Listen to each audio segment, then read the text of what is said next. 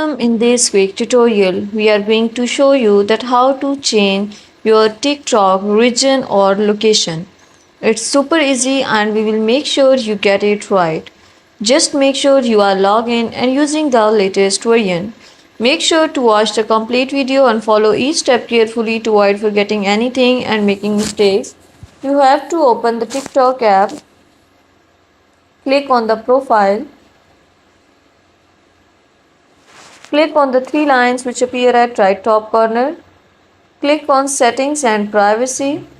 You will not get here an option of changing your location and region, and that is not possible on the TikTok app, but we have another solution. Click on content preferences and you have to refresh your for you page and the things that you want to search. You have to click on the language and select any of the language, then that type of content will appear in your TikTok app. Thank you so much. That was all. Please consider showing your support by commenting, liking, sharing, and subscribing to our channel for more valuable content in the future. Your engagement is highly appreciated.